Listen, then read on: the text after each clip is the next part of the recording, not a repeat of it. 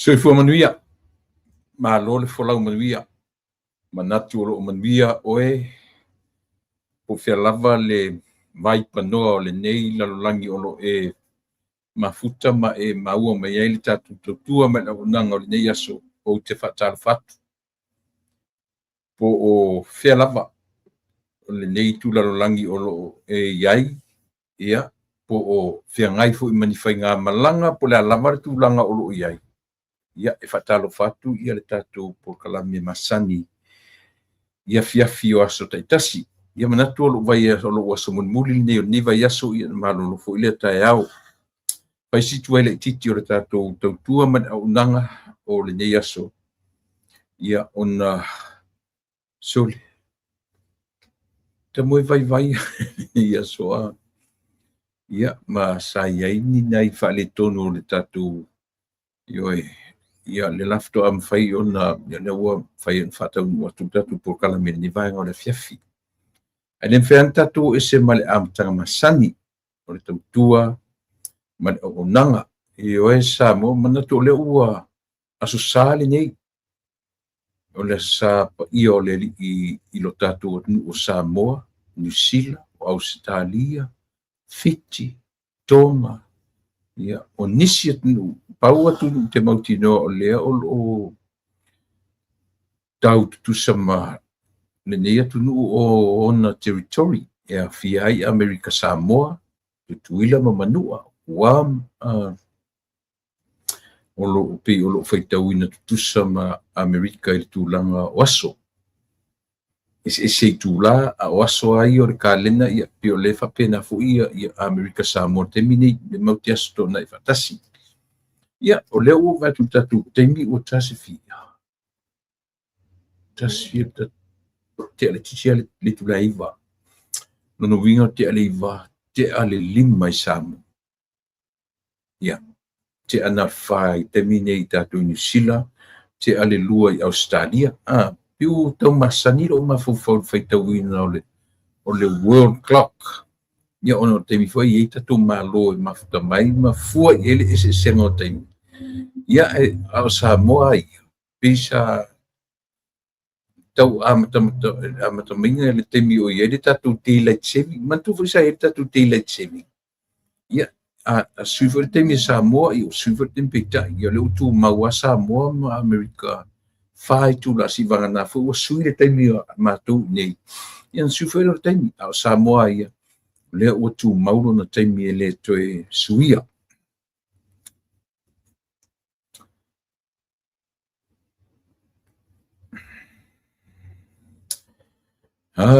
Afio Maia Yesue Ina Fio Mai Uanau Nau Telea Te Oe Oma Tolo Tonei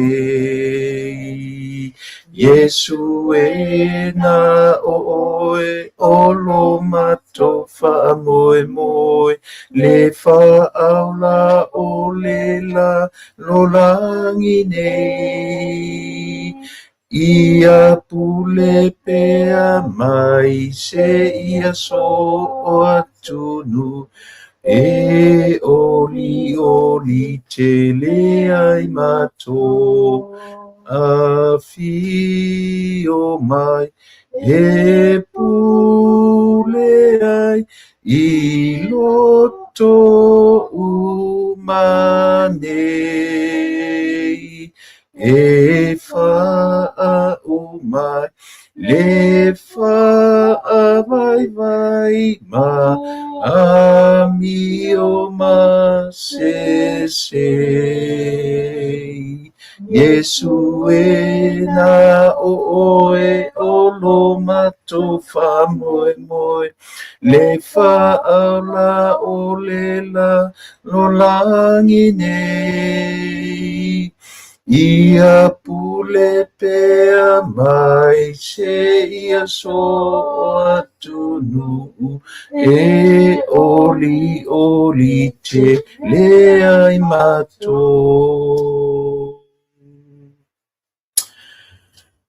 Ma lia pule whaafitai alofa, whaafitai angalelei, au lia manmanuia o le nei aso. O lo aso pa ia inisi atunu o le lalolangi. O lo aso sapati nei i Amerika. A o whaanga solo mai aso, ma o atu aso, ia tu mau pelo o lo whamalo o ngalelei. E wala au inisi, to ai tilava, to toe mātou to tele, nanga whaafitai lea. Whaafitai loa lofa ma le whaolatanga na e saunia mo mātou, e alai le maliu mātou e tu, whaafitai siri lea.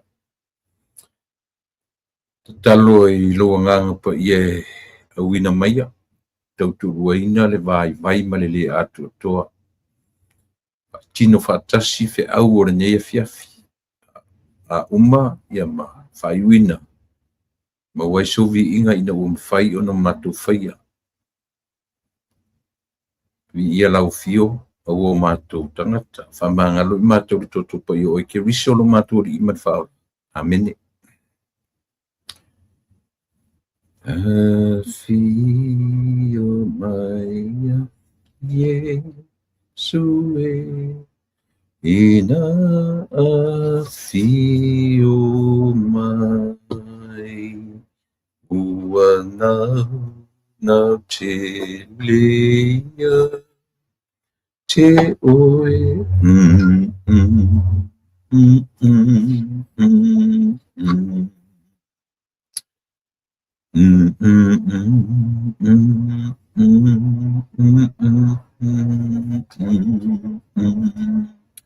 Pese fitsumaneiva numera I'm sorry fitu ile tu spese o lona tusi pa ia e a fua mai ai upo le pese o le lautusi o le salamo tasi la e kisi i tolu salamo fitu tolu eo io tau ngalo so le whaloma na o le whaloma mai o le whaloma mai ia fue numero le o le saorina se vai ia fitu tolu au lona foi upu e luas fuma le lima tão feita o tu pa ia pimana ia fain tatu o ile lele fitu tolu ia sa o fitu tolu io a causa si ku foi no mele lisi temi so ni mai oi io non foi por dos malim oi e se o ia tia ile langi ele ai fo i se tasi ile lalolangi o te fia i ai na oe e vai lo tino ma lo loto a o le atua o le papa ia o lo loto ma lo tofi e whaavavau. Pifa matala mai nei upu i e lua ia le afo i le lautusi ato le salamo whasolo i na matutua tangata matau nenefo toi maleo la whatuatua. Ioi. Biu tau whapere nā le vai le lio asafo. O le lautusi lo salamo le lautusi asafo. O le tangata piu i le sauai le tatu ngofule le avi tangata whai pese. O le tu ainga o le au li vait. O le au wosi taulanga. Vaenga o le au wosi taulanga piu o le latou le amta whai oio ta pena ina o vi inga o le tono le manu. Lea la tau whapea fōlinga o le salamo lea. Piu whasolo i na manuia tangata ele ni tangata e whatuatua e pi o lewa ai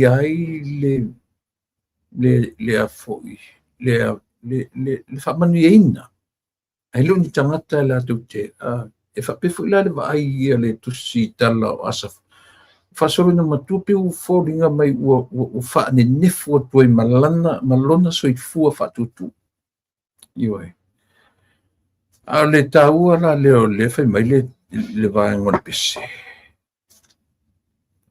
fitu tōru le whai melon whai momu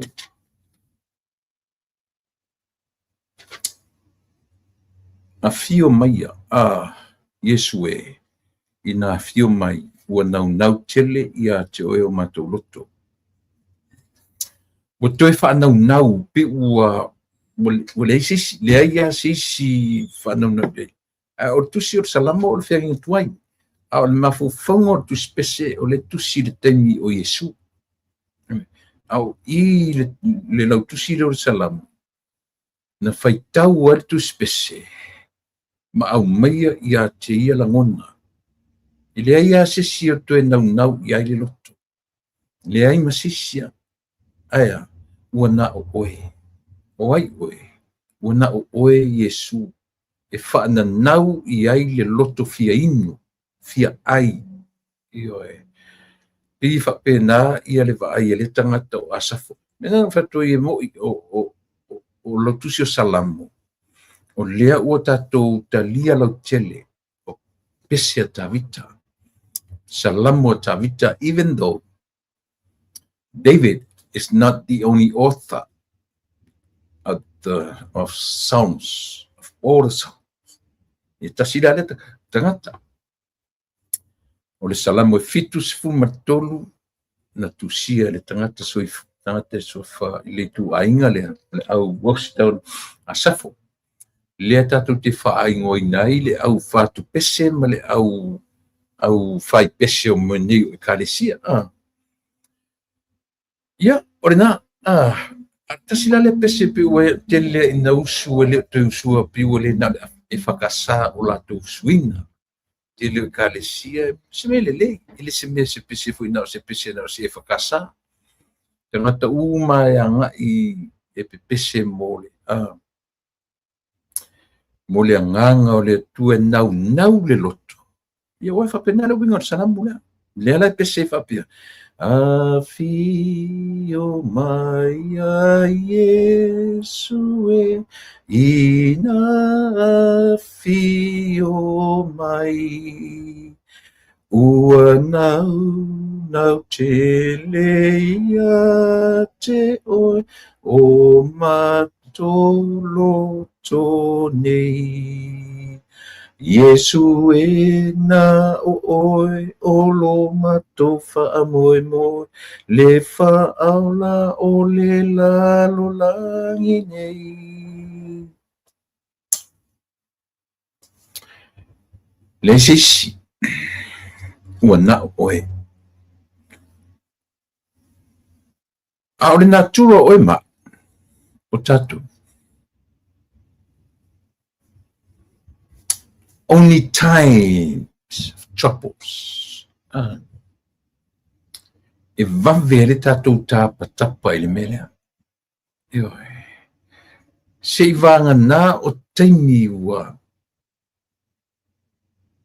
Wale aise taunga mali e. Wa yaito atu ngā o le soifua maleo.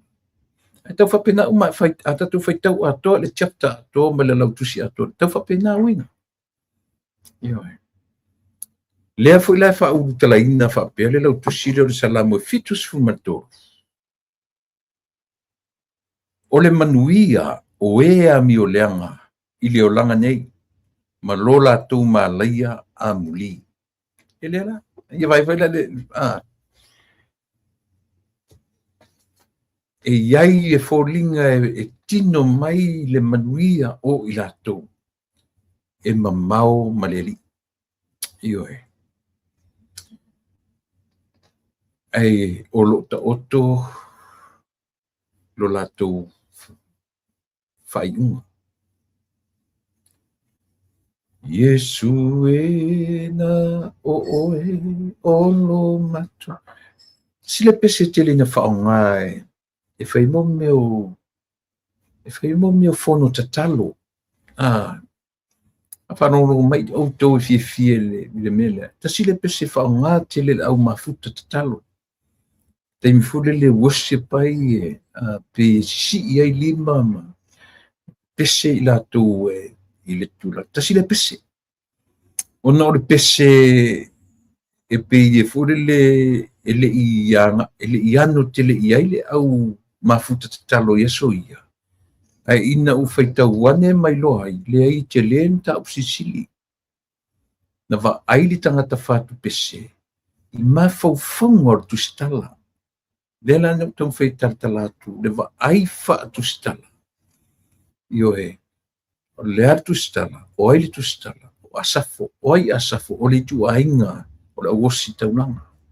O le tu ainga o ilato e patino, ma mea tau musika i to tonu o le manu.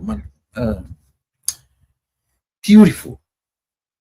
Ia, ale whalau tatuloa, e o foi ai ni tangata, e iei fo le teimi e tau e whale tonu ai lo lato ola whea ngai malo lato atua. Ale whea auanga mo tato uma, even David, ta vita, ia, e pio le tauti ai lo uma o ta vita o le tupu anga o Yesu. Le tinga lava e tatu te wala o ta vita, o Yesu, o le alo, ta vita, o lona tupuanga. Ia, e taua na i mea i e tau whaima tua i ailo soifua ma lo wola, tatu wola so on whai. Ioi, tatu whasolo in tatu matutua. Mo tatu tilo fo i lo tatu temi talavou, ma le ola so on whai o le tangata lava ia. Ma le whaino u whai atu a mea tele i hui me la wala na. Yes. Na tatu i mai ai le mea le ola tau whai o tatu louta mama loutina. Ea o au ina i tatu, mai tu tonu o tatu ainga. Au le tāua i o le tāua i o le mo le mea o le. Tāua i o mo le mea o le, e tene no tarando le mea o le nature, natura. O latu ana nafi, le ona nei, i oe. No o latu ai in matu maoe, e tae oe, a velo ua whawhine my granddaughter, one of our granddaughters, i lana training, o le mole mea o le,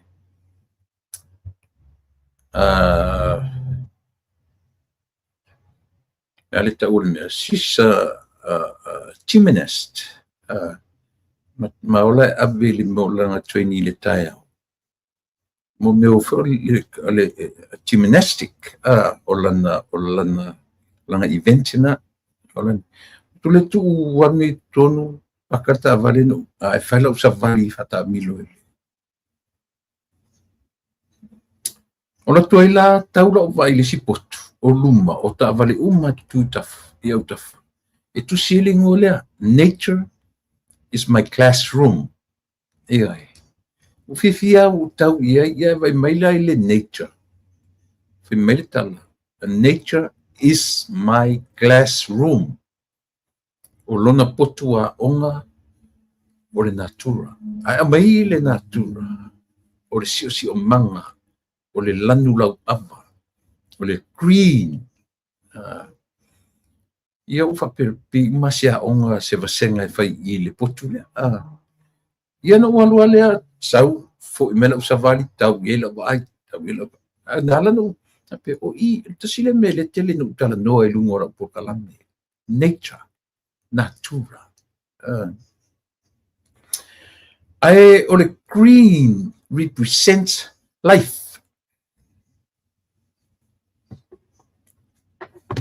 The green represents leola. Ioi. Au leola. It's our nature. Le foi se ola tatu. Mate ioi. Langa foi o le mele ale no fasa moina u le natura. Mea na tatu whana nau mai ma tatu. Ioi. So o matamata faitau o alu o faitau so faitau me lai fafole. Officer McQueen is my classroom. Nice. Manaya. You know no follow tam fai fe so o tai. Ia male mea lea o te talanoso o ai le natura o le tangata soifu.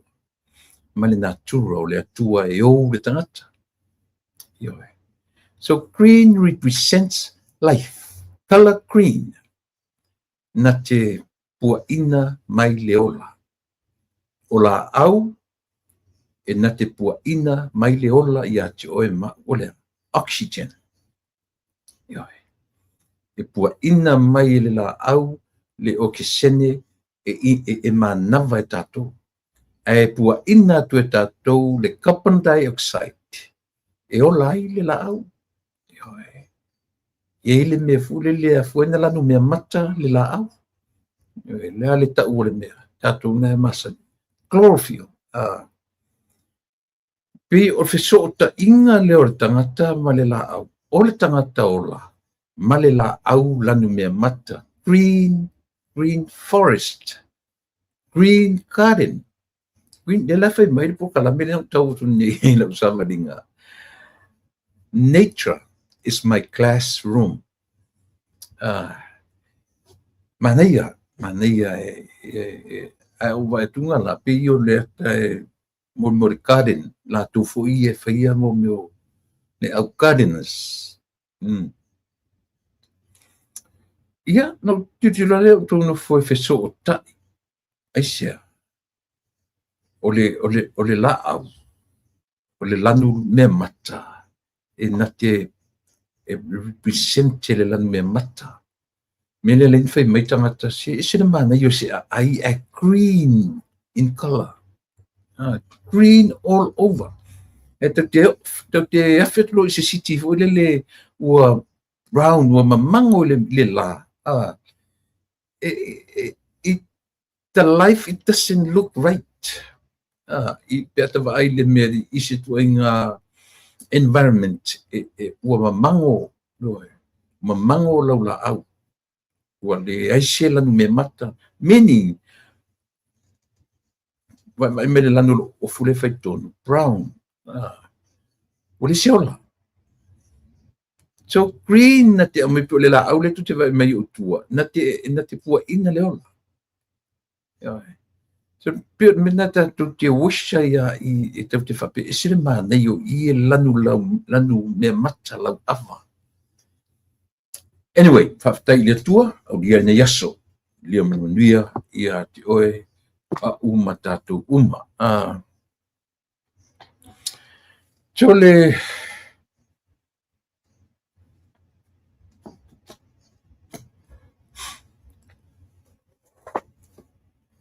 na sosale ne ia te outou. Te le isi tango se si e tu mai lunga le fe au o le tusi faitau aso ne yaso. I didn't Te le i moso taimi o te tilo le tusi faitau aso o le so. A whaina e lotu ne yaso sa.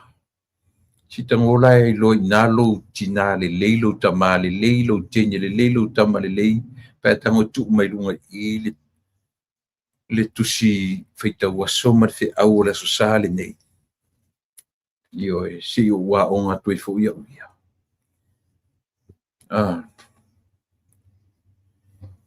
Ia, ole na.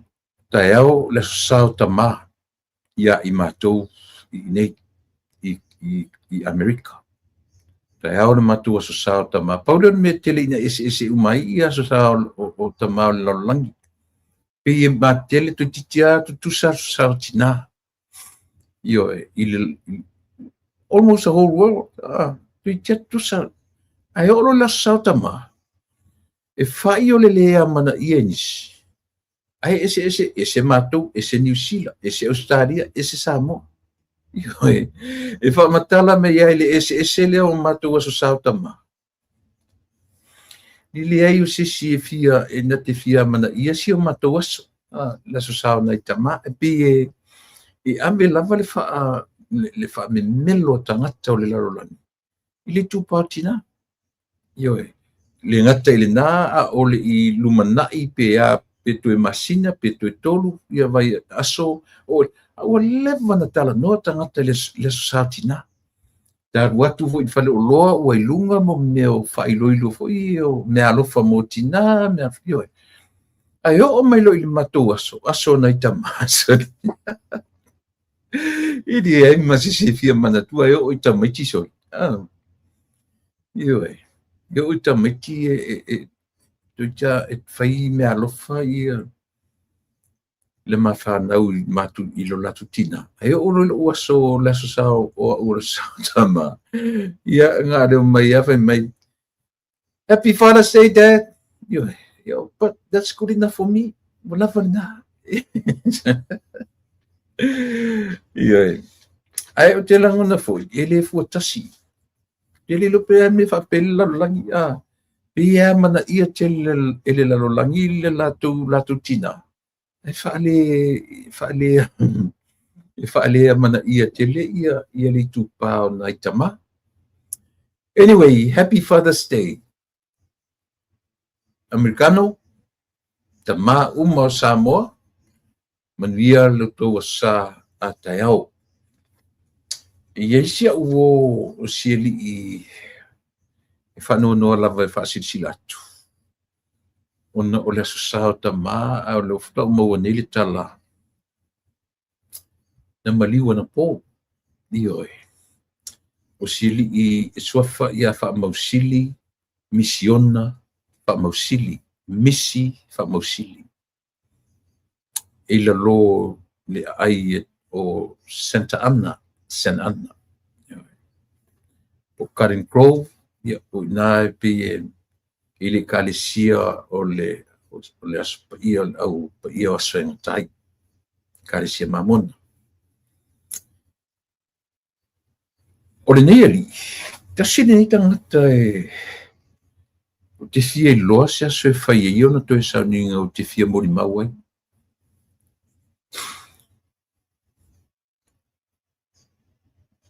Sa ta alo la kapi, sa o coach, na o coach ai le au la kapi e tau o le Orange County Islanders. I la lo i le siri le ka o Santa Ana. Ioe. Lua tolu tau sanga na o whaia o ngai le au la kapi lea. Sa iai lai tutonu e pe e tasile tangata pia matua ese ia manatu le teimi na o lae whaato a tolu sifuru matupu o tau sanga. Lai tia lau whanau len whananau nei. Te arua maave. Aiti. Au whai kore ninga le fiu tenma. O no manatu au le li o misi mo te tupulanga. Peitai. E ula le au la kapili na teimi. O le tangata pito matua le na iele matua. A o le tangata ina a au malosi. Tino malosi. Au malosi. Eoi.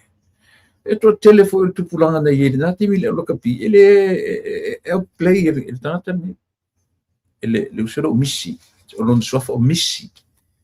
Ia leu te whaalongo atu o whaasuafaina i lona whai u whaamausili. O misiona siona suafa atoa o le suafa o le kalesia mamona. Le la e pewa o whaate ia ua na leila ina ua o maua le tala. I se tasi fo i o tua fine na fea le ma tau whale na leila. Ma ta uaila le maliu siuso te lofo i au tau whaafonga mai.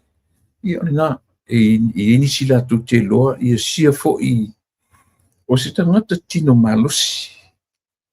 Ai o te fia mautino, no fesili lea. O le ale ngasenga, se sema i oso. Ioe. Ai tau mai. Ia o te musua e o mai fuito i ngasenga se e tutusa ma le mea na whato o toria ia.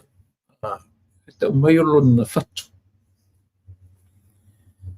Ioe, ia na unofo maria e ale mauto e tō manatu wa via ia tia.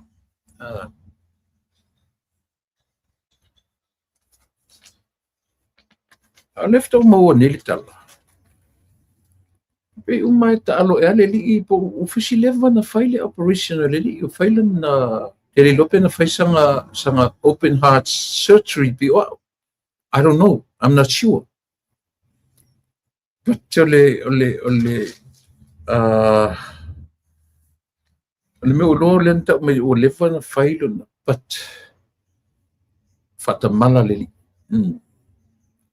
faiasion fatamala ua mafuai ona faamisele tu el fatua mano falo il fatua o misi fa mausili ia mana yonalo ia male ainga pe fo inisi tangi mayala o lo tau fai mai i Samoa ia po nisi o fanau yo tatu te o umalava ia tūlanga whapea ia e uina ese taimi e wala awinai tatou e liu se mea fo i tatou te whapole ngai ia pe pawao le mea ia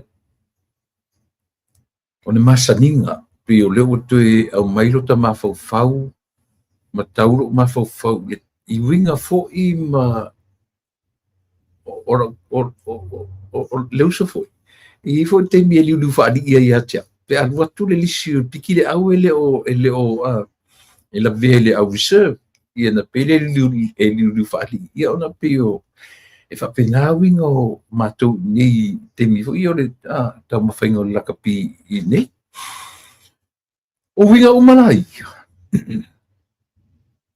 pe o leo o menele tala o maliu te a mai le tala e maliu le fatu ia pe le lau no fonofo ana nei le nei aso mo uto e tō manatu mo mawhawhawho ia uia ia tia ona o le tala ia o le tangata ina atino malosi tangata malosi laulaua mawalunga ioe au whati ia lava ia anga le leile atua le fatua manofo alo i lātou o loo whaawawina le suafa misi po misiona whaamausili ia po whaamausili misiona whaamausili na leua maua ua whaasofaina i le suafa whaamausili ia mai le fioanga o mali ia pe o vai amana amatatuai ia le tala noa matulanga e tatu te toe tō mana tua le tangata lava ia atu te lo auto e tala tu umai o mai ngase tala tu mai le suka e tala tu mai ia le toto mawalunga e tala tu mai le cancer o foi ma faina faida ole fai e ai tonga fiti e ko through ai fai no e fai le mo le ole na vele ta o le dialysis fa miele ora e fai no e fai si ma tonga fitinga fai ta fai kimo tau fa mie toile al kamara le ma wa ke le ma fo i io ele ula isis le anga fo i pe e fa e ia le emore mata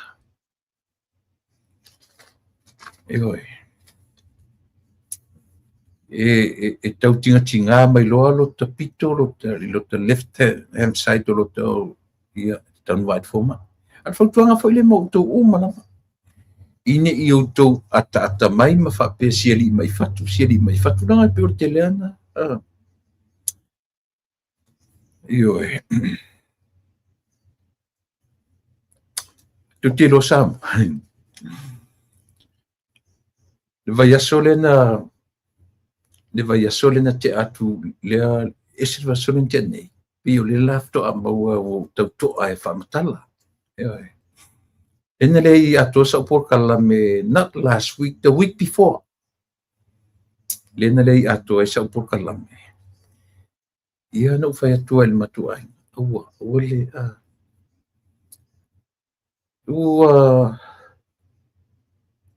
ele te mi vole le te nofo pe te nofo no fa te tu lunga ua pifoli le pita vili le potu la vai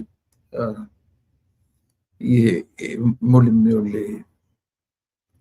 le ngatala ina mo le disi e upi matuinga le nausea pe u tawi man fu fa o te mi u mala u te alu ai te koleni mo walu e faila u te ulieta u mai ala u achila u heart rate i pe te alu fu i la rehab e koleni ai le 3 days a week te la toala fai mai na i nurses ia na te faia la u afa mai tai you need to go see the doctor of what happened. And when your heart rate is low, but how low? If the alumni manam lamai o tunai manam lamai terms fa fo mai. I every time you look to if me o falima 45 offer to really give me yes, that's very low. Mena lenga e kau disi e lenga e fa pena. Yoi, au tele ia mana ia. But the week before last, no fo o te I lo u saunia e au ta oto ila. Pe a fa pe o le mese pe au ta oto e au ta fa. O te whanongo tu lo fai ai fo le alu ta vili fa pe au te tiro mai la le potu, spin le potu. Ta milo potu. O leo peo no fo peo le ta milo. A ta milo potu la vai. O tupu e lama me pese fo le nasi fa. Ia. Na o on sa e rola ia le ala vai fo mai. O la tunga na fo mai. Admit tu e mau. Ia lef ko admit left out ta o te auton mena le statu por kalame. Ia the whole week. Admit tu a u mau de o di admit tu a u foi me e tonu wan tu le tasi le por tasi vavel. Ala tua uma le tasi vavel to so Malaysia so la te ai tu. Te whawhetai le tu e ni info mai so. La wata pena le potu la u sau tua. Ai tu e latu al cardiologist. Ioi. Tu e latu ale li wheme te onu sai tu e tasi al meresi tu e vai ai ele o feel comfortable le release on. Ioi. Tu e latu role li tu e tilo ma tu e va ai ma tu e run lola test. Ioi. Ai ke ia le latu mai. Vai. Le mea pitu silia mo e umi ai lo so e fua. Ole, awe te io does not tell me don't even care about what people tells you, but it is for you. Molo so e fua maloloina mai umi e lo. Io fatto le polea. E fe mele li pau al me kiu ai mele o le low rate o lo fatu e o le maulalo o lo tata o lo fatu o le fai o le pacemaker o le na te ato te mafo fau nai fai pule fo I fe o ima meia le a fai ne tangata pape o fe atu roi ina ia uo maro tolu fe vai uangi I roi sisile fai la pacemaker o nofo o fape maliu si li le no o fape asaunga o fatu ino fape ina na o le ai pa le la o oi le o so mena le statu por kala me le vai aso ato the week before last ia 1 to 2 hours le procedure yo au fa sau ne nai ki tilo mai nei au fa na ura ki ilo papa What's wrong? What happened? Vai ora kipi ke lei I to kipi atu mai e se le mali. So ia le la o te umana te shaki tuar I le watira u lo fatu. Se o le whakapovi ni mera o like nyo e mawalunga nomo le tata mane ono u whapea whaftai I le atu. Io whaftai I le atu ai lua ora I le atu nu ue le lefo mai. Io pena vai atu sa mo la u ta pena ia mea pena la u ia ese ofu tara lo foi le fare mai o io mo fai au ofu la sa ta mai le ia la paperwork le te ese mane fare mai e quello wattu al forma e sole tutti lo ya tu al forma e fai mai Mr. Sua. Hold on a minute. Hold on. I'm not feeling comfortable to let you go. Mo ia. Io. Awa urale ni. O le te fia sau e tuturi mela por kala. Well, na usava li na faso ele ese por karame. Limaso ele li fa pena. E tiro mena forma. Ele le lela upula. Te pupula meli no I don't I'm not feeling good. O tau nera mo papa o mafofau. O tau nera o mafofau nei fai tu le foi le feo I mame. O va pesole. Ya ele ia se sina mo la ua. Na toi la ua o tina la fana. Nga se me mafengo la ko nga ngalo le ma aro fatu. E ma li le fa ngolong. Ai o le nga fa fitai I le tua sole. Se ma tau tio ne me no fatu la I fa pe ila na faile meta o le pacemaker. E fe mele li o le device. It is a device. E tipia lai lunga I tosi lunga I. Ona mai rola I fatu ata no o artangata mai le company providing ana mele. Ile tenyo operation tenyo. Na tua siaki va ai fo mai insert lo. Ai malila o le potu dan ta otoya o lo fatu. O potu fo na ave tonu faile malu. Ar memori la faile ya it's only a procedure. Ele I moe ele ka muka da ori de me ara pula to ma sole se la kama mai o kanga so okay ia le fe mai lo tangata awa po le kava umo folinga fulen ai ka mai TV o ta fata te o te fa fetai I le atua ia manoa awa ia lo tatonu ana tupu nei me o sa mo le te ia se o le vana ne mana ai wo mali e fo I la o tangata pe I lo mai fatu malo le sino o le mela o le device la e nga fo mo se si o fa no mai e fa awa stay away from salt masima o masima o melololo all about your intake my intake o tatu me ai al ese mare tu langa stressful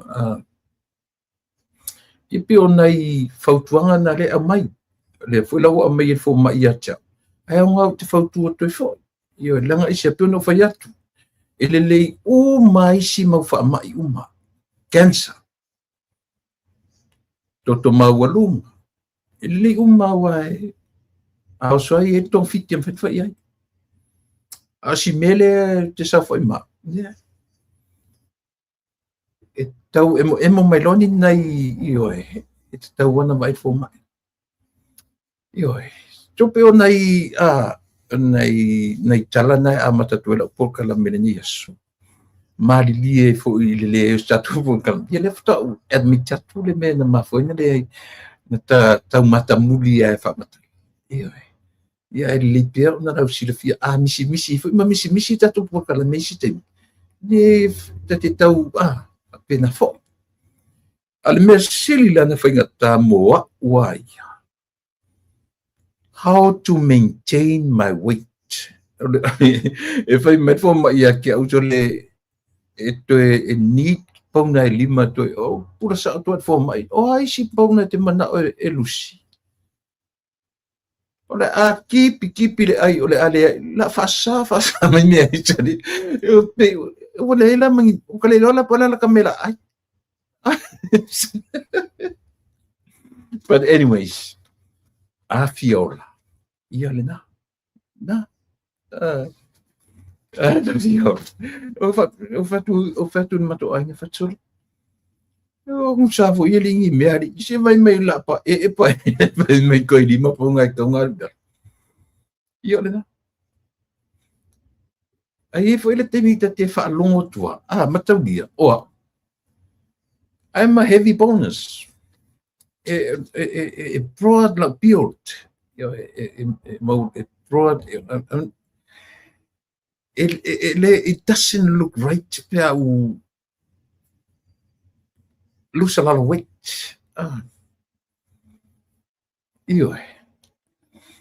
Malia ia bolele. Ela me fai que ele caquearia. Ilanga ka kumukar pelo. Sawa.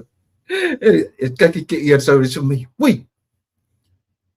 What's the secret? You're looking good.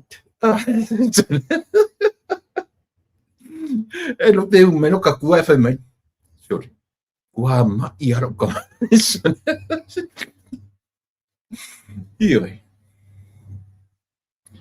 O winga la o winga na tala. E nga fo ila tufa tu e mo ia e nga fo ia te oi. Se de saufen. E la que era ku ta te sofa matala soli. O sui ana vai na tala soli. Ai mano kalilo. O la fo ka fa me soli. Ua isui o ko inga. Yeah. Anyway, am tangana tatu por kala merni ni aso tatu ti tantari ma fai sia tatu menti. E fa pe a ku tunga maure to ni ko monka ku kala mali man tatu serious level serious. Ma tatu fe ia fe tatu fitangisi ya tatu fe otifo fe otifi. Ma tu tatu temi 5 minute te aile tu la eva. Mana si temi le tu le tu foi si tu la va ve mai foi do temi tu te. Tu maftanga de ne fiaf. Sa moi le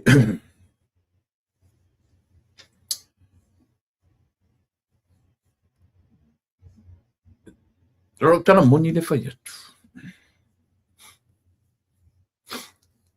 O isi taimi.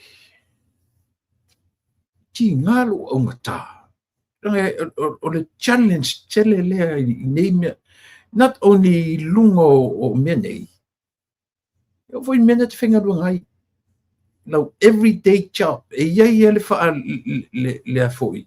E iai le languna na ia te oe wa ele fiosu. Ioe, ilunga rua ngā. E o mai a tātou le mea tasi le nā mea mai lo u teini whainga ruanga nei atu. E malu I whorole a fiafio le mini o le asosa. O lo stress ia. Mo ia. Ioe, o lo wha atu ia en mana le usu. Le usu ngā ruanga. A tili o la ngā ruanga. Long hours. Low kind of work I used to do. My travel. You can travel right all over America. lata ina o li taia ma o le te whiarua I o no fotu mau tonu nei tonu ngā ruenga. Ai o te wha atu haere mea. Ke le lope isea. Io e. Me lope tasina me whapea I lo.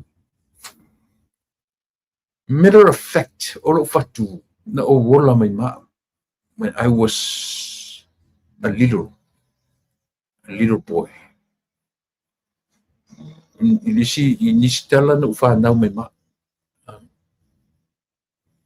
No fatu.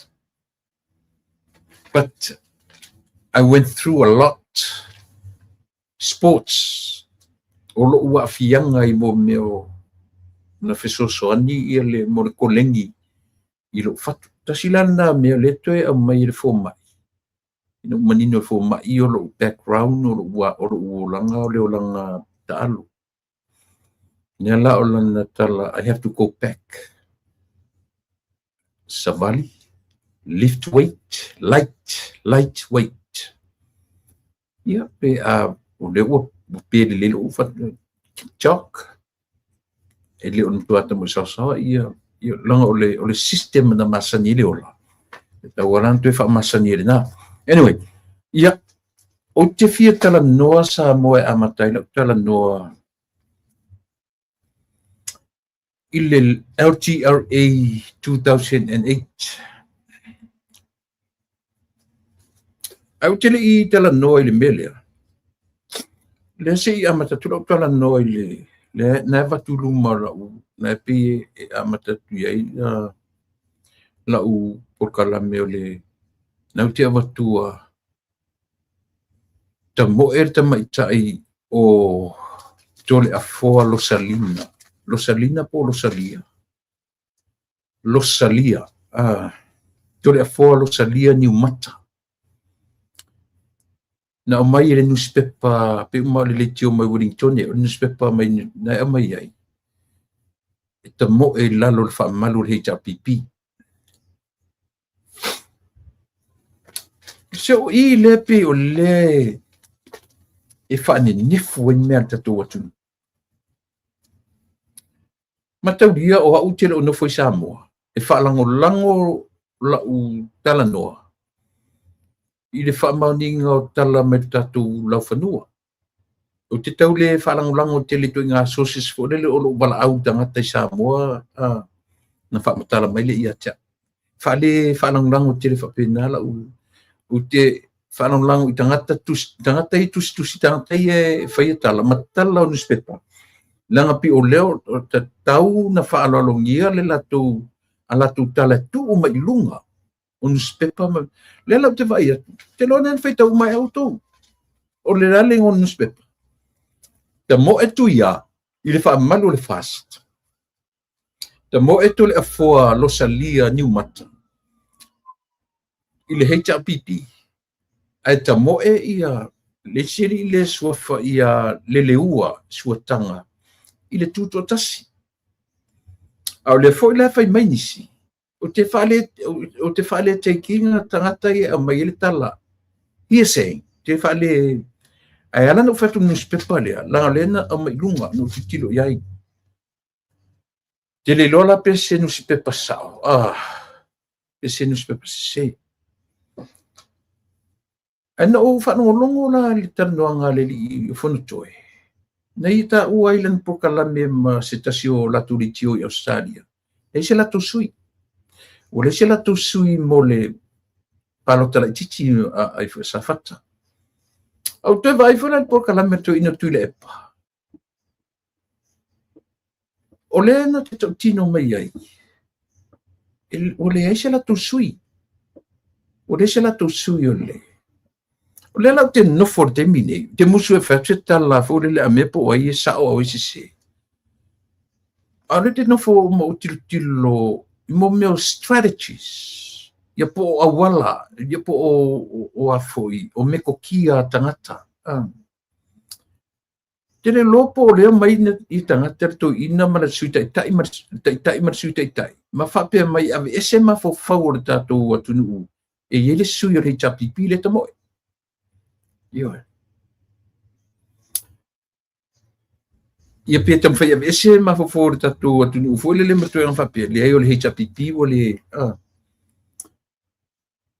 wa biu to fo mai tau ese le wala le o fa nga mai fo I le HPP o mai ai le lato ia pe alu fo I fa tu to tas ela ngale mai manino e lunga mata te tele mai tole a fo lo salia ni mata o le HPP io to tele loa o tele era no fatu fa mania na sau la sau no newspaper sau lungo le pe ma le tio a New Zealand la Wellington au isi si na ai le tulanga na le na fa luina mai la tala le fai pato le tau o mele nei tom fai tara no to Samoa wale sanga tonu mafau tangata o tangata o tai o tatou atu wale manino tonu po fea le mea anga I sa ili ia se mausali se mausali o la tu faiunga e ile por kalame nei o se talia a fa pena te fa nga ina upo na ngana fai tu se sana tala a fa pe o le fa ingo upu tu se tala le fai se tala li potia le ale le tiole le li o mafi non suafa a fa pe o le fa ingo upu tala no I mafi e a fe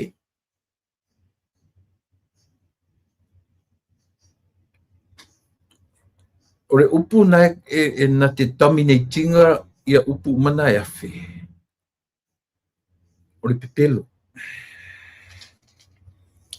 fa o ngā te lea tamali le upu lea o le pepelo e leipolai le pale mio Samoa o le tai o le atunu peno fai atu le tawhataitai a whapeo upu e whaonga e lea fo I ali e whamatala isana por kalame e afe upu out of that 1,000 words masalo le fitu se full pasene o le upu pepelo mai wo tantonu au ia wa onga tuainga mai wale tulanga I se tulanga fo I lea wana le loa le tai o le atu mele na ina I lava tu le pa a o tu lai mai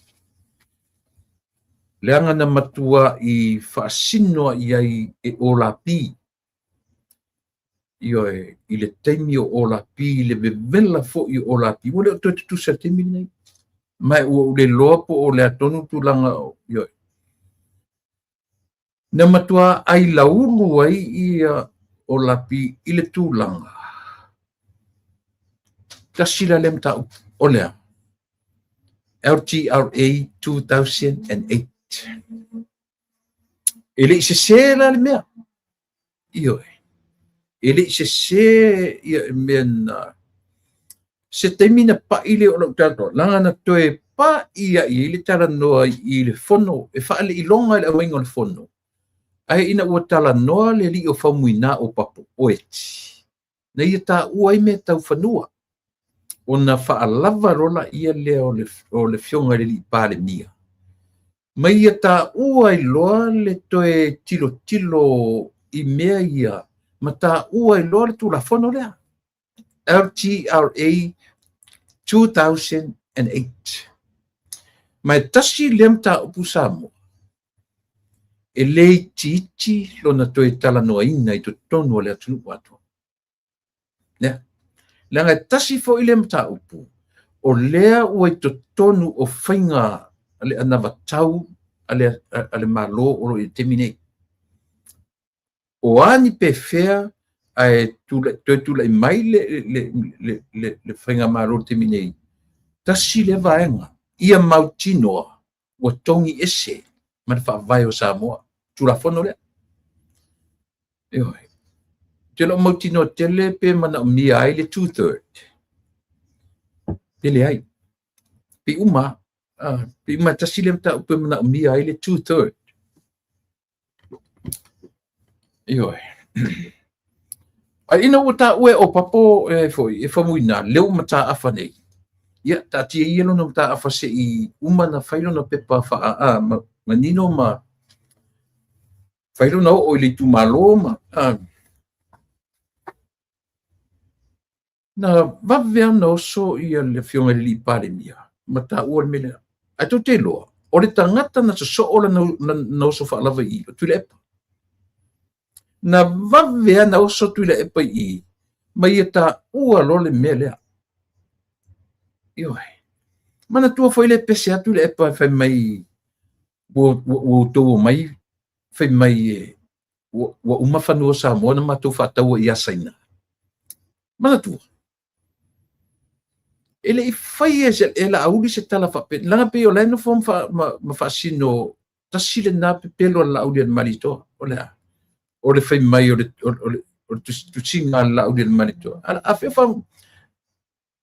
alu la tu le pasa idele o la matangata na esu e ni fa maninga na tatusi el fast I ni tusinga fa pena na alanga attack o la pile te mina mai la to uma na tusi le mele o tu la fono le io LTRA io mena len tusi la ta le ma fa pe tu tangata ma fa tu o la pi ya tio ma tu fa tu o tangata sili na pepelo io o lau whaingara lewa e lo umai sa moa au pepelo I mena e whai. E no folola oe ma refer tu langar pepelo lea, ma ta uai la uri o king pelo. O e tonu ale na. Io e. Lea la pick up mai e na tangata ia, tangata le mawhauwhau ia. Malato wala awinai le pale mia po le taitai o Samoa. E pepelo. O te pai mai I le fono. To te loa o te ta ua le mele na ta ua tu le epa. Ba vea na oso tu le epa le mele. Ta ua tu le epa. O lea o te manatua le tausanga. Ma le minsta. But he refused. He refused to mention the name. Who was the minister? Ioe. Ele I loa. Ele I ta ua tu le epa lana minsta ele te milina. Ioe. A pei o lewa a matan tilo to ina lea. I le moni o le mea lea na pai tuai Samoa. I le ta ua le mele le LTRA-OH. Tulafono. Leanga o tulafono lea. Lea lana fai lana tala le aso lea. O le whanua o le ainga I vai moso. Na no whailana to ina ma whailana wha amatalanga. Na ia whailana tala. O whanua o Samoa. Mai ele matawhanga ele me ngata ile sua le sami e tau le tua sivi. Whanua o le malo. Si whasa o mai au se sipe a whape sera tala le whaiatu.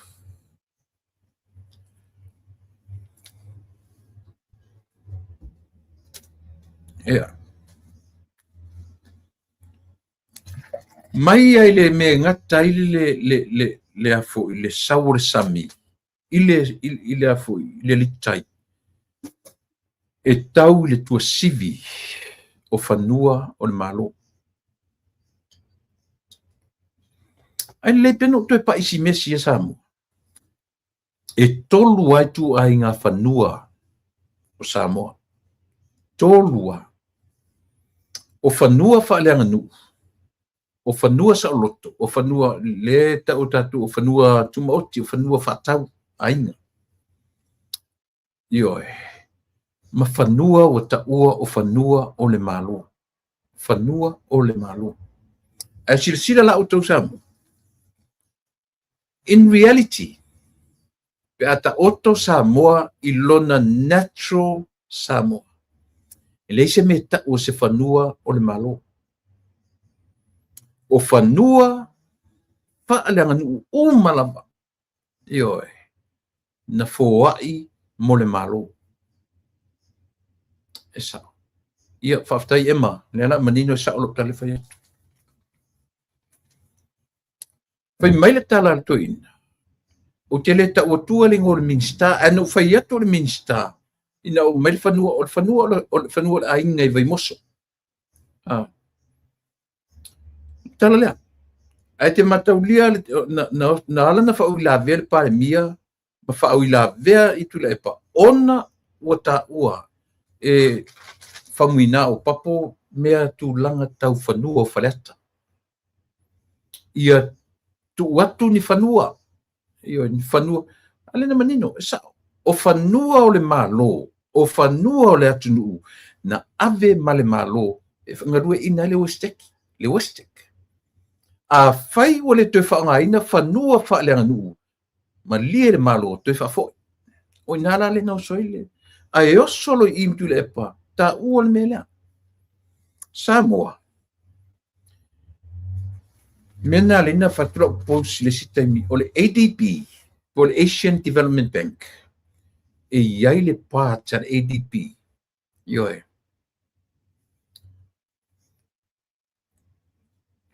na fesoasoani le ADB le draft o le tulafono lea o le LTRA 28 i latou na latou tusia tulafono lea e afua ina e loa leleia le ADB ma bank te tele nei le malo e le aise resources lengi resources a Samoa to pay back their loans me uma fa'apena e manino leleia malamalama mai le aunga tā foi le ADB ma le World Bank e loan mai tupe i le atunu ioe e le aunga tā aisea la tu te loa e matua secure loans nei i lau ele o Samoa le ala fe mai ko inga le o tu le epa o le fanua le ainga mai melan fa malamalama o le menga taile sau le sami e kau iuka tua sivi o le motu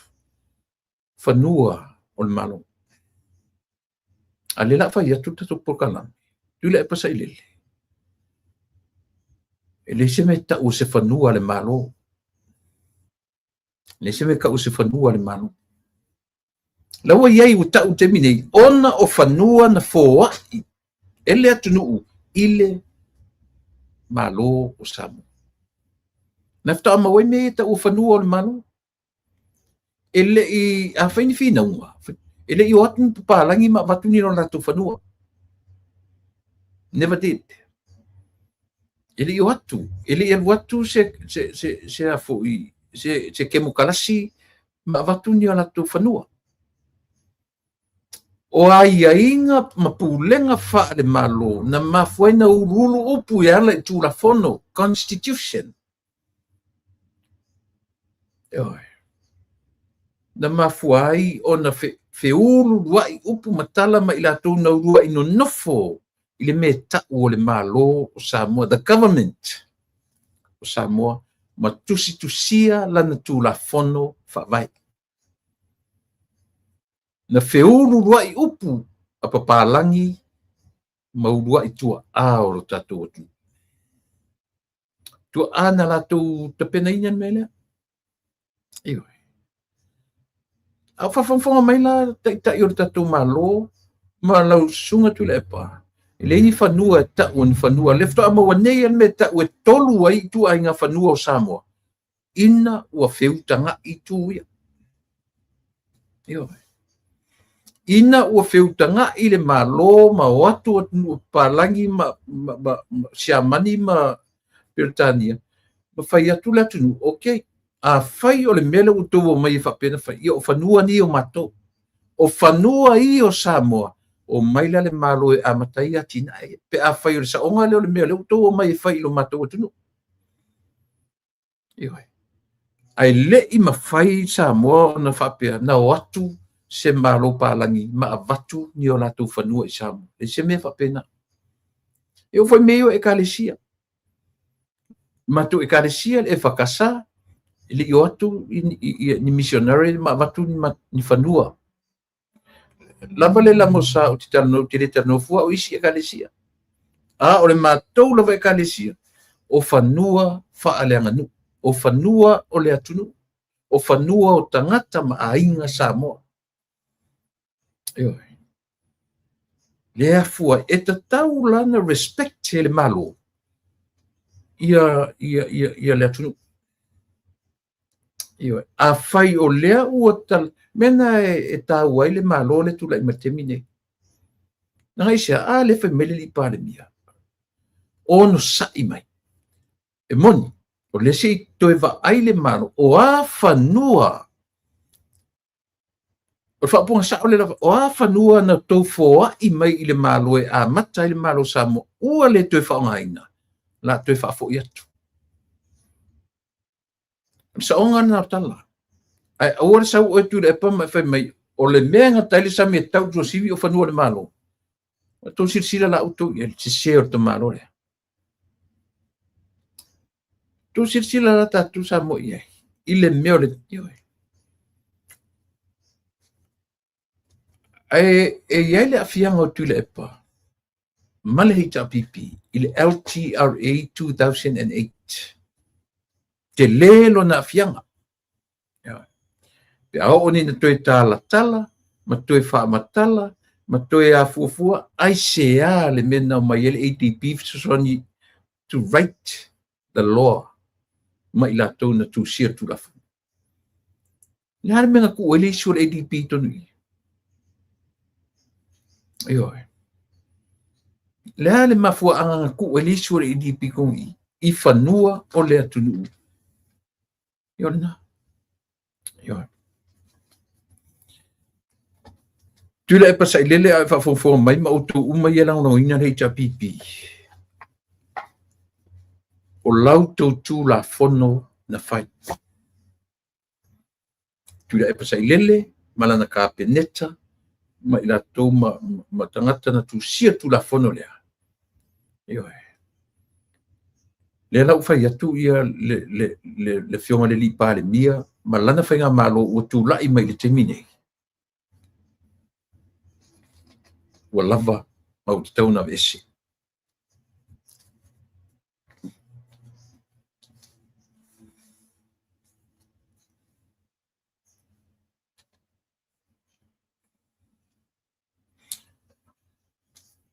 E heri tua inga le ua tua i mai e nisi fo i o latu e langanoina. Ua whioti tangata o Samoa. E o whele maliu le na maliu mai neisi umu le tamiti le na whasioti mai neisi umu. O lea mai tua i ai li whatuatua i le tua Samoa utasi. Whai mai le li le Australia mana na porkalame. Ua whioti tangata i le whale mai matotua. Ona o la auli malana whai ngā malo. Ua whioti tangata o le malo ioi. Ua leanga le whale mai ma leanga mea uma o Samoa. Ona o la auli malana whai ngā malo. Ua alu solo muli i le atunu o Samoa. Ona o la auli malana whai ngā malo. Na o mai lola ia lea malana pi au mai whaafautua. Ta puni fono whaavai. Ua whaalia ai lo pule tutu wari i la auli. Upuia. Ka pungi ngā fonga whaavai. Ua whaalia ai ia matoe whaafo i tupe le atunu me a ka pungi au fonga whaavai. O ina ua e whaalia ai. Lo pule tutu. Ua lai Samoa i au pepelo la auli.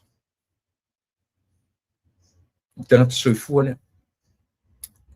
Tangata soifua lea o lona ingoa nai wha ingoa ilana pokalame. O ilingoa. Tangata mai.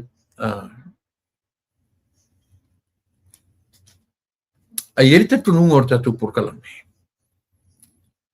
O te i ero te tununga o lo ngalua i eile malo. I tua inga te teleia. But not now. Ai ala no tara no i le melia.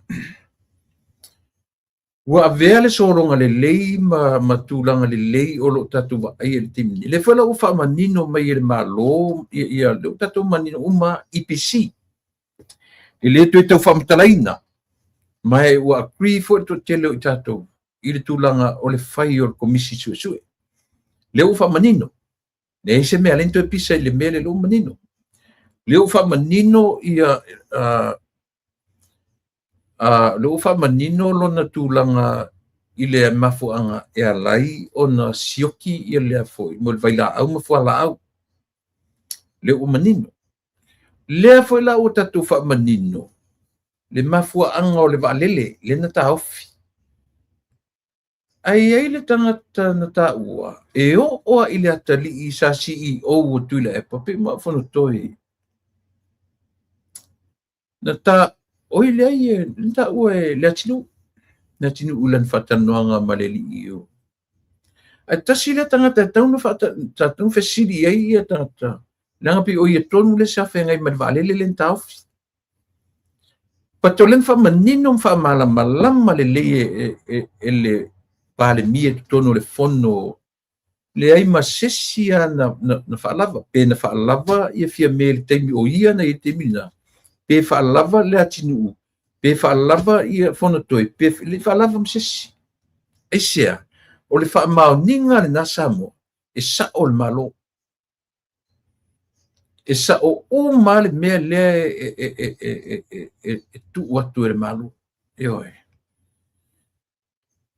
le la na fa matala le fionga le pale mia o le tu la i me vale le sa kako plane langa matawele na mai ai o le vai temina o no foa pe mai le ni no foa o le va pe mai ele se va o se va la pasise pe se kako plane o se va a fe ave ye le na manino o manta tu fa no o ma ai le foi la fai mai le o i fo matawele o le tinu tonu asa fe ngai man vale le o lana o ia tonu ale nei tonu o ia la lenta utino e o ile atali o tuilepa sa CEO tupe e le i mana o e amele valele au le lan te fetala ile te sauno ile la fiunga le pale mia fa lima na fono io fa lima na fono ale sa fa mai fiame sa fa mai le tunu sa fa mai tu la epa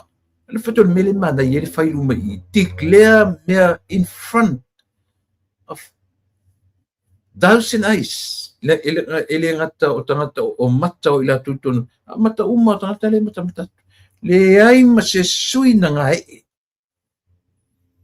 ele ngai e fiame ele ngai e tulepa ele ngai e ya na usiam fa ngolungu. So what that tells us, that was the truth. That was the truth. Le o tau tino e le whingore ni pare mia. Ma ua ilo ai. E le ta tau toe tala noa i le valele. E le ta tau na toe tala noa i le IPC. E le ta tau na toe tala noa i le Aisea. Le anga o tangata whaile mawhauwhau. E le mawhaina tutupu ni me whape i se teimi whafuse. Ioi. O mea na tatu o mai ua whaisi o mi tausanga tele. E whatu a tupua i ina ua utau whai e whaaleanga le no foinga. Mele lena le malolo ia vanga ia le tio ia. Nang vai ele ia sisi lena malolosi. E wha malosi mai e tula e pa malato. O au. Nei ma sisi le wha pe nufo la auri wala mai te tula e pa wha malosi mai mele tala no mai mele wha mele. Ele nufo foi wala au tauta ia e wala au ele ei ni o matu fiso ta inga wha pena. A o tuila epa malat le te whano e tala noa wa umalatu por kalame o le tala le te whano te whawhetai ilo i atioe. Whawhetai ilo wha malosi. Nala mele whamtala mea tatu. O ngā ruenga i atu le epa, ngā ruenga i o le whautua ina ka nata. Ioe. O le i o le utanga. Ioe. Ia, le ua ngai fo i o lo utala no i le i o mawet. Tu se o le la tu te fautuaina. O mato, wow. Ia le la le tanoa uia ia savea tau ta ia e mana to uma. Ke le tanoa la, but I have a strong feeling. We have the same thing. Ele mose la tu te vanga na ufe so ta i se whatanonga. A o se upu foi le o le matu no nofo mau se matu fe so ta inga tala no i mea ia. Sa mo ele ai. Ele ai. A o lo matu ba ai ma mau ma matu langa ua leva na polonga Samoa. Todo se fulu fa se fulu tau sanga i lalo o te inga le HRPP. Ma ua tu lai mai le HRPP i londa dominated HRPP. Ma ua fōlinga mai ai le HRPP ua na whaia Samoa o lana mea tō tino. O lana mea pule ai. Ioi. Lala te lo le leia. O le ngangana na leo ngangana mai le li po le Australia. O ania pule tutu. Le tatu vai le leia le fair and square. O le fionga le li parimia, o lana kapeneta, ma mea o lo tutu mai le atu. Fair and square. Ioi. O isi foi mea. A fa pe kongi pe ma kongi pe ia tu le pa ma le ka foi nga kongi pe le fa pe kongi mai ai mo si o ka ko o le la kongi mai la pe kongi ku le pe malo ai fa pe ka ka o pule tu malo auto manatu le me na faila yo ko kai e o kongi pe le nga isia ele vale uma vale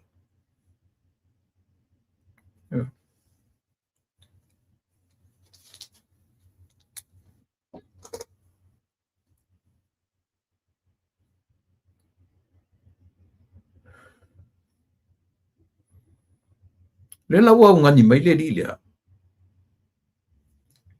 la uli tapuni fa pe wa fa mengi kapungi a ke o fa me kapungi fong fa mai kapungi o ma fong fa mai to fa fo i tu per malo me fa fo ye ka sanga da li pole ua lai Samoa i au pepelo la uli ua lai Samoa tala na le ula le tapsia fo i fa longo mai i acha i se te mi ola u tu ola ba ai yo tu si la fia ana fa pe pa ure i ja pipi le amatanga i le pa umomo ai to e tu mai i le afo i le palu tala na lua na o matu nei e fa matala mai e ina na iai le ava no e to e vava i Samoa i mea na le fai me le ja pipi na fai e tu le epa ma le ja pipi but ua minoia Samoa minoia. Tatu vava ai le end result o palota. Vala i sini le palota mua. Ona le sa o lola i le upu foi le fa mo nganga. E feo lolo le mua i lona lu. Wa e te tonu la o ele utanga ta mai ma o ele le Canada. E te lua fiu e faini lua fa mtale fa o loa ta o ele tu. Ma lava i general election si e lua. Ma pai election si e fia. Fitu, ono, lima, ono, fitu, valu, pe fia lava. Lava na matutoe fa matara tu ia utou uma lava. Ele utou mo mia utou ma utou te toe fa ngaina le upu atunu. Ua manatu da tunu, ua manatu. Tangata na e muri autou. Na tangata e muri autou. O utou ainga, ma tangata o leno nofo e ta lafu. Ile HRPP. Matangata na fai ia i tuila e pare favor. Eoi. Na le favor. Le lava vatu lau tala. E iai tangata na manu malo le mea fo le New Zealand. Le ale ta ule mele o oto New Zealand. Lava le ta urto le ale ta ule mele malo tangata na agu pese loto e pora loro. I tangata o ai. Na manu malo i mea ia. Whasawale atu leo kilia tangata ia. Ele pasia. Ele na ia ngā kota na sori tu la fono. Whanongono mai tangata ia lau tala le whaitu ioe. O ai na whaia ia wanoia. Tule epa. E o mai i le taimi nei, lai e lango ma losi ia tule epa. Isia ongo le whaiva na whai. Na sa o le whaiva. Tau sila tatou iai. Lea la ua wa ai tule epa. Ua tūla i mai le malo. E vane uma ilunga na mea i na whai. I le toi iai ma se mea o na mea ioi. Kala pepelo i na whai. E toi tua le malo. LTRA 2008. Au tau sila i le vave na osorto i ne tau tupuni le au mainga whamuina. O le toi whafo i atu o whanua whaleta. Pe a whai o le toi whaongaina na malo e le Westek whanua. Ioi, le mtu e lunga le whionga le lipare nia whamanunama e moni.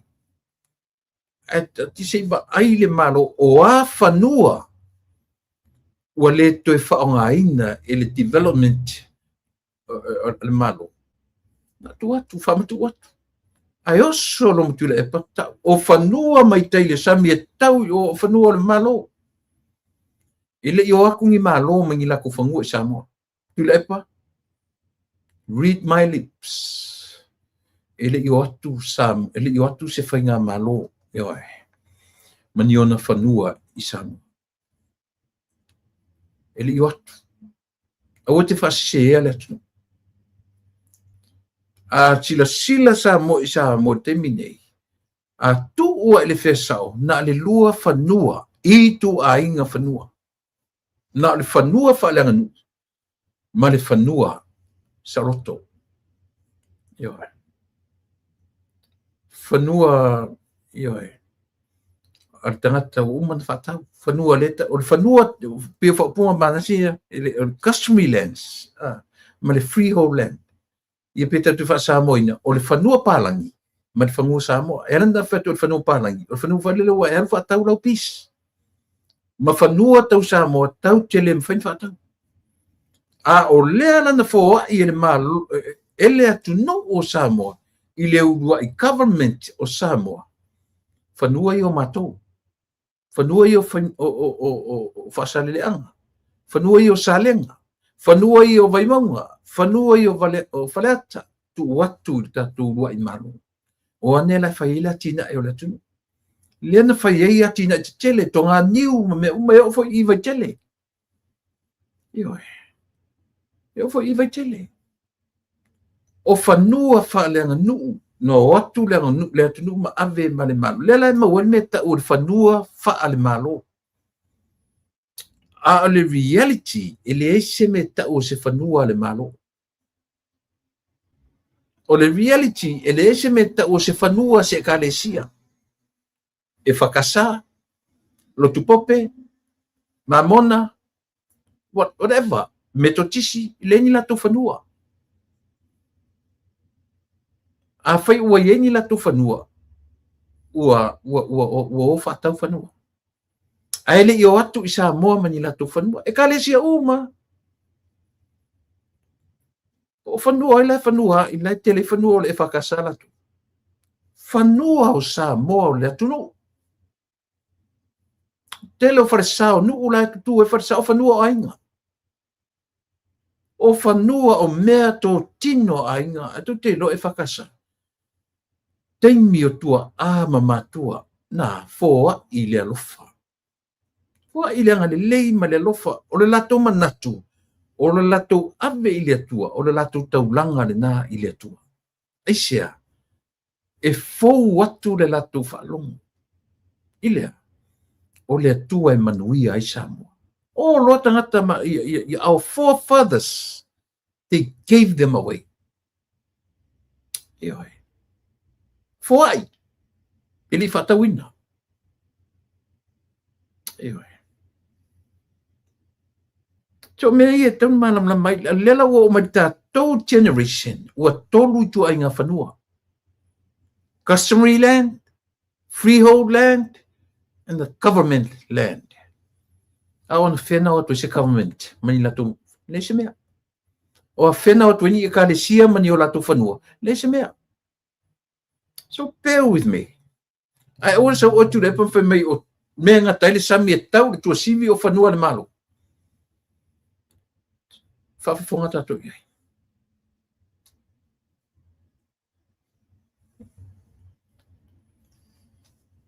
Ola le ma fa foka. Wa ola le ma fa tangata. Ai mana e o tau fai o le fiunga li pale mia.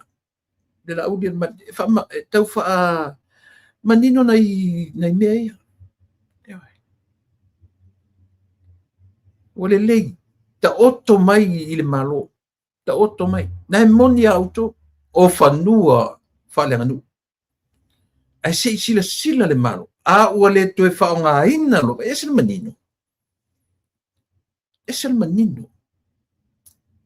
Ioi. E se le manino o le fa manino ina. Fa malama. Se tilo le malo. O fanua lo e leo toe fa ngā ina. Then it's all yours. Back to you. It's yours. Ai a fai o lemo o mia le malo i le taimine. Then, fatali. Sa. Tonu o risi fierceful tausanga.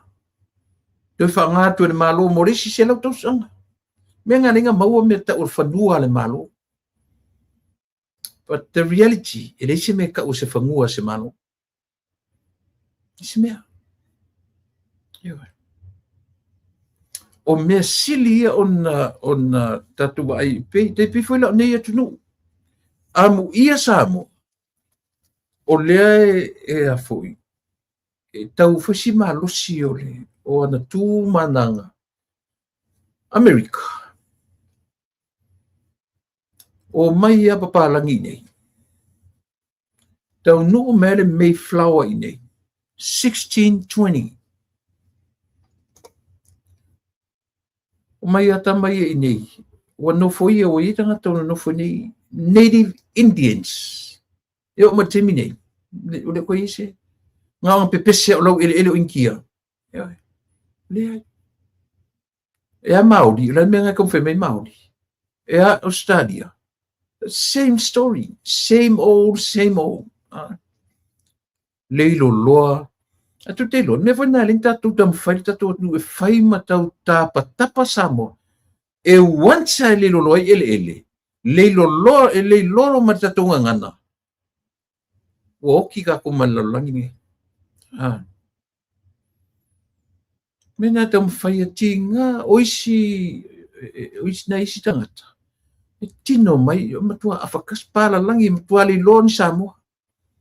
Fatoa e loa o Samoa ina uanga ngana mai Samoa. Ioi. Asili atu nga ngana Samoa na tangata. Nai lo Samoa ioi. The pure the typical Samoa. So fa Samoa mai kau pang mai fa Samoa. Ioi. A o mea i o le e a foi e fautua i ngai tatou e tuspa ia o me totino. O launga ngana. Our identities. Mena e le te whaatamo auto woa deeply sa ili le wingon upule politics. Tolo la ia le te leo tau na. E mo i o le whime mo cities, o tu langa wha government, o tu langa wha ilona. A o ina sa ili le root words a wale mele. E tau te i tua lava o le mele. Le leiloa o le ngangana. Ua ui o tangata. They lost their language. Ioi. Mena e leina tatu tilo i le mele. Sa moa le tunu pele. Me wena tinga ana uloa ua wola lau whanau whafonei.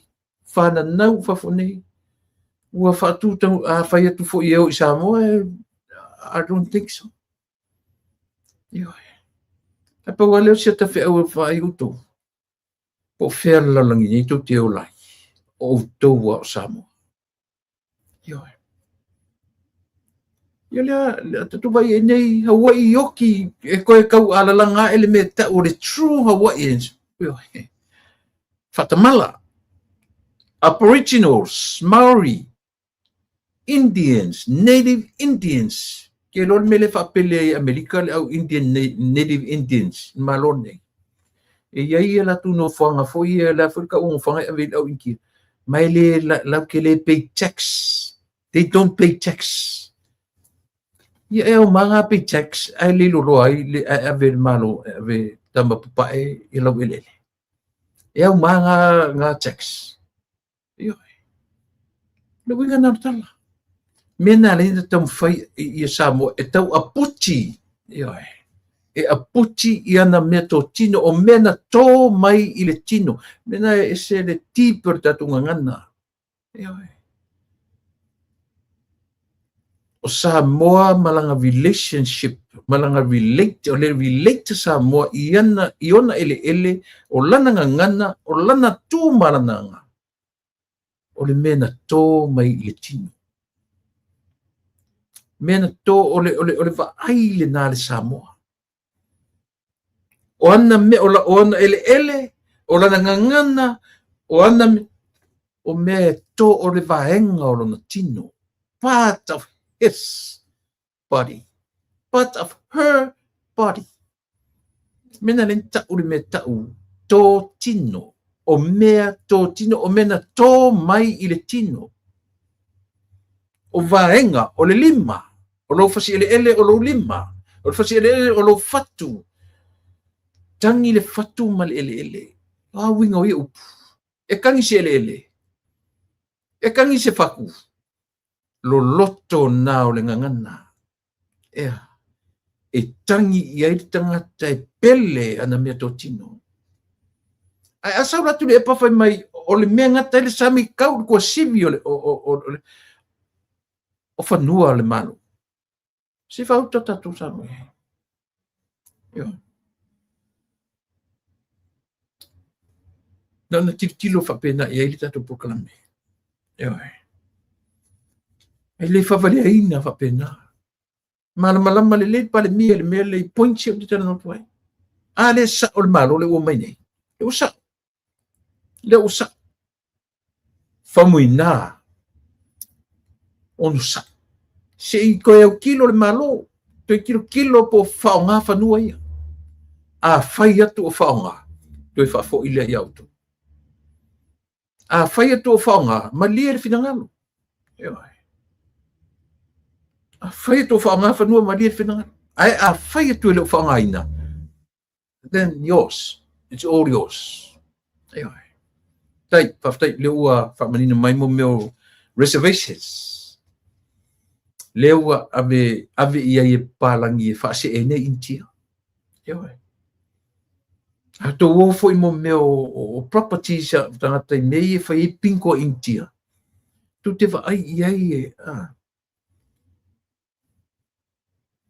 E mautu mea langa isia. Leilo le leia e tangata pālangi. O la tau o tangata whai mai i le atunu ule nei. A o tangata na mai i le tua. Ado te lola utu. Mea whaila na e lo le lei anga wha a pēr nei me nā tātou te loa i le atua o le atua. Anai loa i le atua e mawhai e tangata intia na la tau te kia ina le lau ele nei malea. Ele van e tua ia intia. Whapena whai Australia. Whapena whai New Zealand. La le va ai le atua ia Samoa. E tutusa le va ai le atua ia Samoa, ma va ia Amerika. Le ai. Ala e o matemini o le finau a whape Samoa marawatu. Le whau tau whala latu le iso saina. Tau whala latu le iso palangi. Le mwhai. E ui na lai titi Samoa. E se fo i oe. Le whai ngā le atua ina whai le la fo i fasila lolangi. O atuno o nei. O kone tineta o lau ele te tele. E lole leia le atua, o nai tangata i na atua, e moi, na mua no foi e nei, a oro latu ta mau a inga, maro latu sila fia, maro latu e atia e ai whanua Amerika, e le maua, e le tutusa. Mea na leina o mai tangata i na o mai le Mayflower. The history of America. Ta ua tele. Ioe. o mai a tangata nei, o mai a o mai, o mai a male.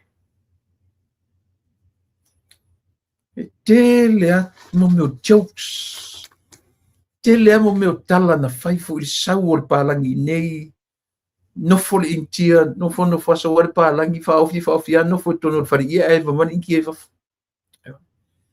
E pate ele valea, ele vale fo i le atua. Ana leo mai nei pālangi, America nowadays, whai mapuruvanga i lalangi, whai me tilo i lalangi.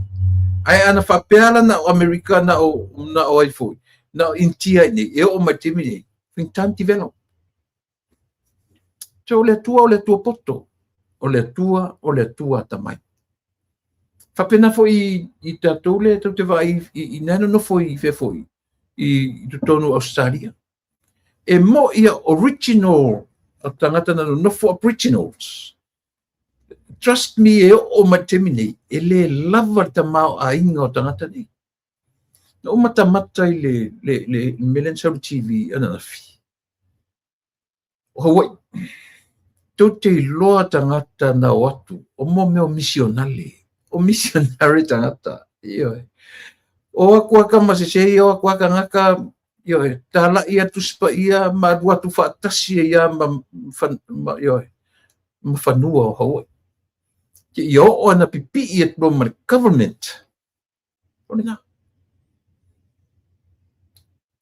Tō atato wa ai to toa i mea nei, tātou te loai. E iai vaenga o le lalolangi e suti i ai le mea lea. E hei foi mea o le lalolangi e le suti ai. It's not suitable i Samoa. Lenga isia, o Samoa la vaia. E fina o isia tunu ula haiti, e ieni ue, o le fia oa i parangi wai le isi development, o ngā tunu ula haiti. Nea le nalo lo fatu ia tunu fo le au ina mangoto e avatu ila toa tunu. Ai pe o tunu ulanga o tatou o le Volcano Island, o le tunu e Mausalilo Foundation.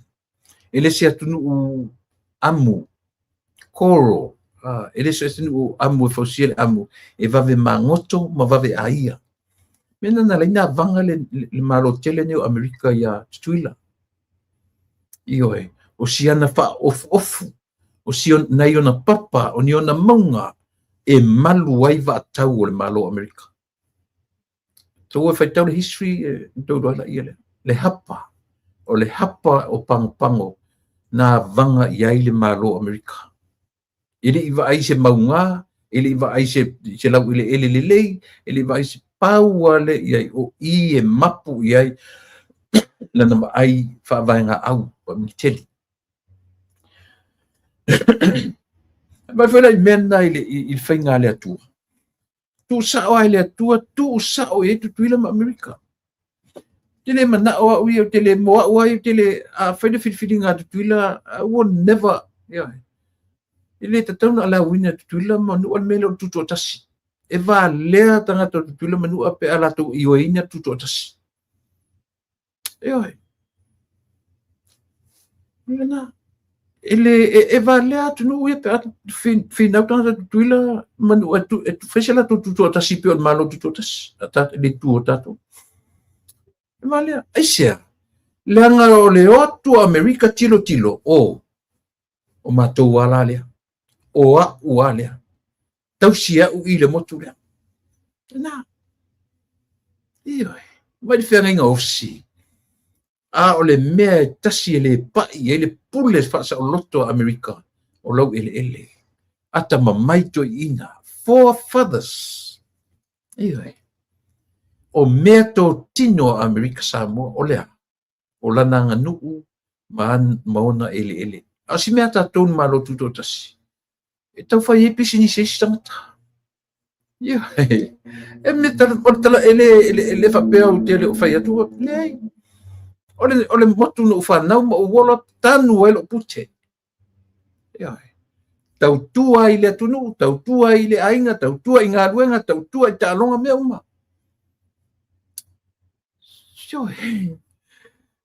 So I left sa, nā whuri tau pisena. Ai le Samoa. Pese me sisi pese na. Ngalo i tia upu pese. I lift my heart in Samoa. Island of Yoi. Tatu o mai uma atu wai tatu fatu ngangana. Ele fa pela ka ko mai aku ia fa fenga ola ngi. Ole mafau. Ele ngalo ya tatu le tu. Ele na ole se senga na sa mo tutu tasi male malo tutu ila mamanua. E mo ia o manatu Amerika. O I le lau ele fetau I maia o le hapa. O nana vangai le loto Amerika. O le me tau taula iai o na wa tau. Petai. Ele o le pule Amerika ele. Oe fai tau le history ko la I sa utala le fai. Ele o ele pa il pule Amerika I lau ele o tuila manua. Ba il poto fatatau. Poto fatatau. Ia, ole na. Ole pio le tau ole na ole tatu o nanga male ole LTRA 2008 sa moto e tilo ia me to tino o lo lau fanua o me patino ia te o oni faseina tatu I le mafufonga o tuila epa. Nanga o ngata la to ina len fai. So se fanua mana o le malo. Ave, o ai le tangata fa lavlaviane, ave tu la fono. O lana pule tutu le nganai en tangata ia. La sau nei to fai mai e pule tu le lau le malito. E pepelo le lau le malito. Nangana e fai mai, mena le ngana followers. Mena le tu le pa. Let me tell you straight. Tu le pa sa ilele. O tu le pa faftai le la fai atu ati oe. O launga ngana. O lo tua ia o le fionga le li pale mia. O lo pale mia. O lo tai. O lo pule. O lo pale mia. O lo tai. O lo pale mia.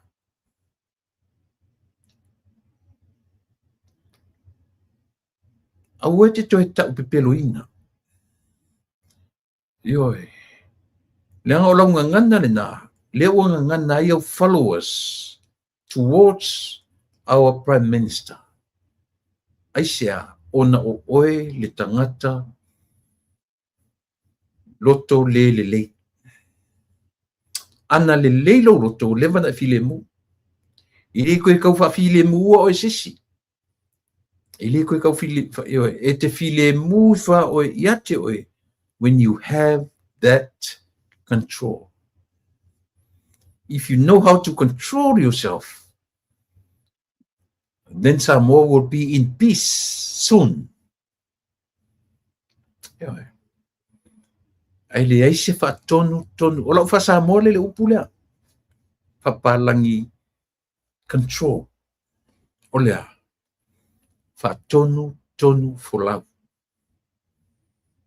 Pai matus pa ia. Te sili atu le na te fa tonu folau lona loto. I le na te a e ale olo. E sili atu le na te pulea lona loto. Pulea means control. I le toa na te a e ale olo. Once te pulea lo loto tulepa. Never ai lola ia lea. Ile alo lofo tangata ia te oe. Ai fa aduaduo ia fa pea ma muli atoi ma followers ia te oe. E te moi ini atua maleola nei. E fa seva atua fo I male ori ia muli ate oe.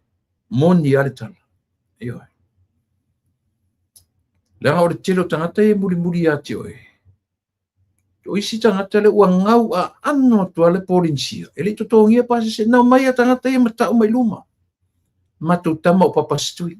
O le matu fa mai o inana ma welo ngole papastui. A o tangata le na sauta u o fe fia. Den so fa matala ale mo ma u mai lu. Bai no tamai ya fa no mai o tamai e kipinga kilipia. Tu wai ka ku kilipi e lunga se fa ma ni tala fe. Mena. Ele se sere tala le fa yatu.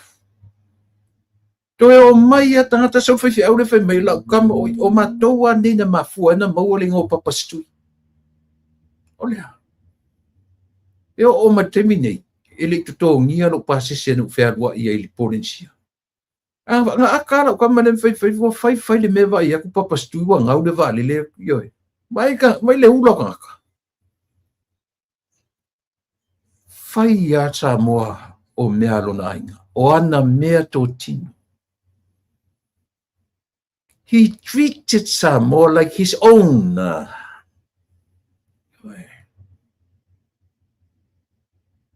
Mela.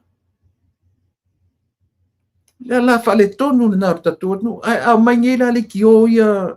Oi. Sole. O ta pula tu tangata o feni tangata utu o mayala tu ta la ila tu. O feni tangata fa me o matu po to le matu nanu ma le matu le tu le kio ya le la tu ao. Na o investe au tangata ia ile tu e pe ia la tu te il fa va se vai o feni tangata o fa peni la lo lani man masi. A o le ima vava le mutu.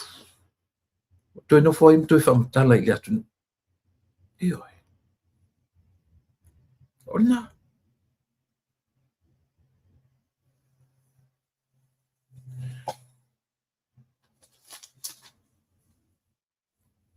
Sorry. Levang ang karga ko producer. E fai moe mai apa ngarga ko producer e o kapai. Io. Ya, lavarta tu proclame. E tau fai fu sisi teni me tau ko tu sa mele ko ano so mai ai ko ia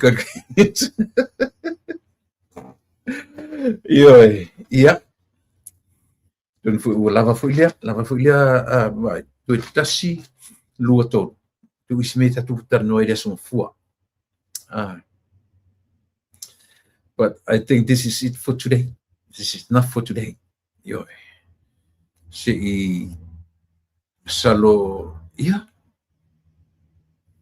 me kudu e kai mia le umalo lata pukala mea ta laturola oka ko pai koko a kafe sone ko a koe mangkua re whaku maonga so se vai tatu ai te lo le tau o le mele o le pacemaker peata ita se me o le magnet. It's a magnet. O le pise sila fo le nga ke sending a message. Peata ita se me se me fo le pise waya ka mai alu lo ka fakua. Sila ka mai o ngi ka ngaka sole. E nga ke ki le vanga le message yo fa pe o message la fo ngi me. Anyway, fafta tele Samoa. O la pule lea e mawailu malo si e wha awa wai te tatu tautua. Manuia tele le so sa ia i tatu New Zealand ma Australia ma Samoa le tunu pele. Pe a wha pe o le ua malu ati fo le fiafi o le sa. Tatou e usu ngā duenga i le songa fu. Whai ma mea te fia iai. Awa e te whaia le mea na o sau ai lo temi whai ngā duenga ro wola ato. O le wha atu i le fiafi o le sa. E malu i whoro le fiafi o le sa. U te vave moe lava. E tā e fitu o ta moe. Le anga o le mea o lea. O le wha atu. Wha atu lea i le usu le ngā duenga. Aua tu te wha pēnā. Aua. E le anga. Te talo e maua lo malo si te usu i whiau mga duenga. Te talo ia aua ne e vave maua i se mai whapea pi o le mele ia. Te tele por fu pe mai na banga e lau so mai u ngore io e fa pe e ta la le sito ina matuluna e ai kamaru umone e fa pe e se ka ke feo ki uma ia na au fa tu na tala na ta meti tina ta meti fa pe tina ta meti vai esa ke feo ki uma ai lo ke minge ke o ki ai ko ko la wo ki le ni ku pe fa no ki sone manuia tero e Samoa tatu te fero o lautou usu fe au manga duenga manuia la sa ma tu fo i Amerika ma ona pa mania tele le tua i lau tau sunga au whainga ruanga to tofia le tua tau au tau ta penanga wha pulela manuia le tua ya alu male mana lau upu fora fola i le aso atai au fa pena fu i le so se fata whaitau langa ia ta pena lau au whainga ruanga ya mo lau upu fora fola i le aso atai au mo le teimi nei o lau tau o na masani o tuira epa whaftaili o sua o te whato wha